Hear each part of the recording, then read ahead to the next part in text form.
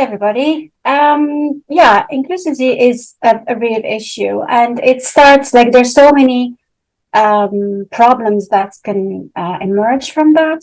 And I'm just adding to the list of everything that we've heard this evening from Olga and from Doug. It could be related to, race, religion, heritage, the content that we are creating, your content, should be the inclusivity should be expressed through your own content, and you need to make a decision using a cultural lens, taking care of the target language is also linked to the source. So whatever is produced in the source, you will find in the translation. So to avoid falling into all those traps that can come with unconscious bias and stereotyping. For example, if it's present in the source text, you will find it in the translation. So as a solution, we highly recommend to our clients a cultural analysis or source text analysis. The source text analysis can be also related to culture and to bias. It couldn't be like anybody here who's listening, who's in the localization industry, know that you can do source text analysis from a linguistic perspective, but the source text analysis I'm talking about is related to this. And you could identify any unconscious bias and stereotyping in the source text in order to make sure that it's not portrayed in the target language during translation. Make sure that there are some appropriate symbols or icons in the translated text, there's the ethnicity with regards photos or images. Some images are not appreciated by some audiences. Sometimes you could fall into conflicting colors with regards symbolism. For some cultures, you could be using a specific color with good faith, and it means something completely opposite in some cultures. We have religious undertones, gender conflicts. All of this could be avoided basically by doing an analysis of the source text. Source text analysis is very important. This is at the very beginning before you even push your content for translation. There's also the fact of even just educating your content writers. They are writing the content in the source with their own audiences in mind. They're writing, if you are in the US, they're writing for US people. They're not writing for international audiences. So they just need to be kind of educated of the number of markets this content is going to be translated to, and keep in mind by not using something like idioms or expressions that will be understood only by US audiences, things like that. I think we could even push it further. This is just the basic source text analysis, where you actually identify any liabilities, like legal liabilities, product restrictions in target country, things like that, that could be avoided during translation. But this could be pushed a little bit further to more analysis. And this is like, my background is in international SEO, and we use this a lot. I did share with you a slide. If you could, Adam, if you could show it, please. I've actually, this is from Gert Hofstede. He's a Dutch social psychologist, and he developed the Hofstede's cultural dimensions factor analysis. This is, I actually started using this since, I think, 2012, and it's really useful. It helps me a lot for projects for SEO purposes, but it also helps from a cultural perspective.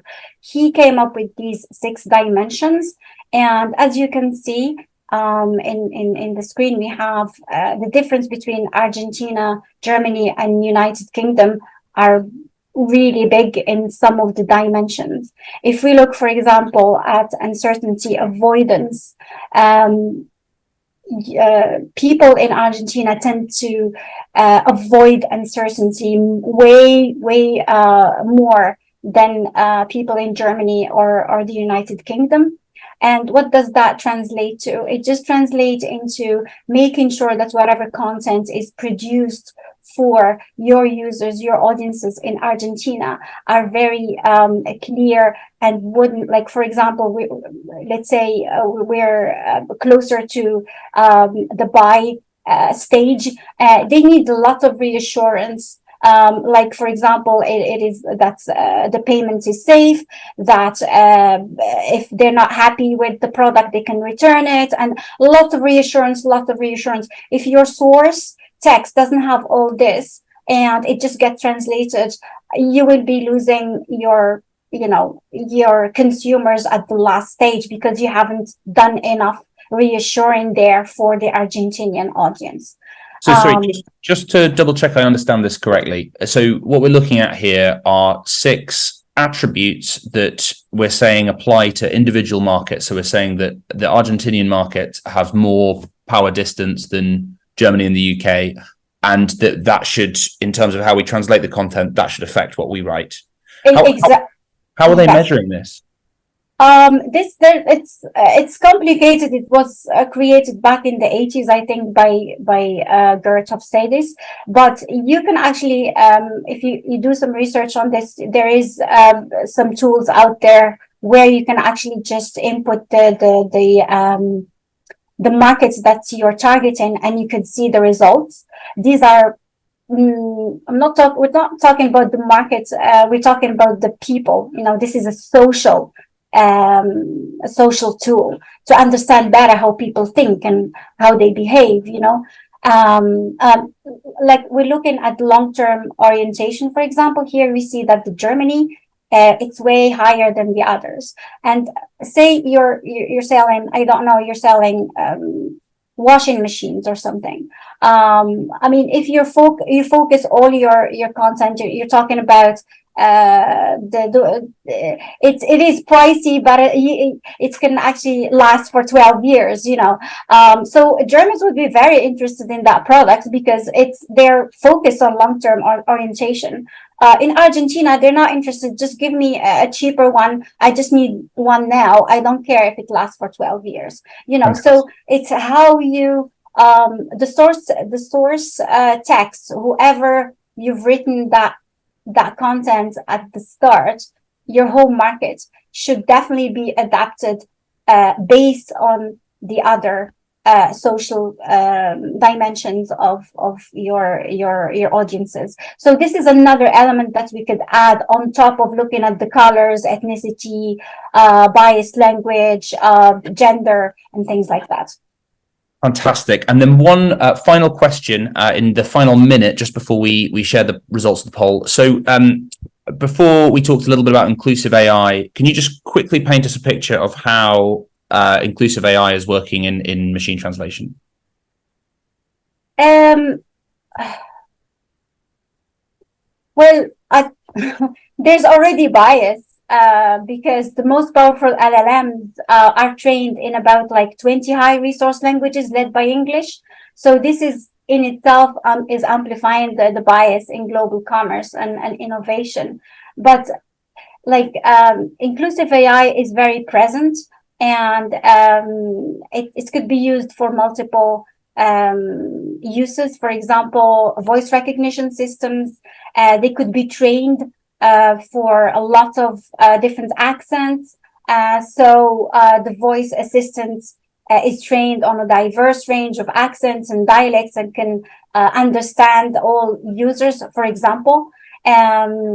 It works actively to identify and mitigate bias. We actually, at Acolad, we do have an internal tool that was developed by our own developers to help. It's an AI tool. Originally, it was created to check for quality, It's a quality rater, and we added the inclusiveness score to it as well. It measures from 0 to 3.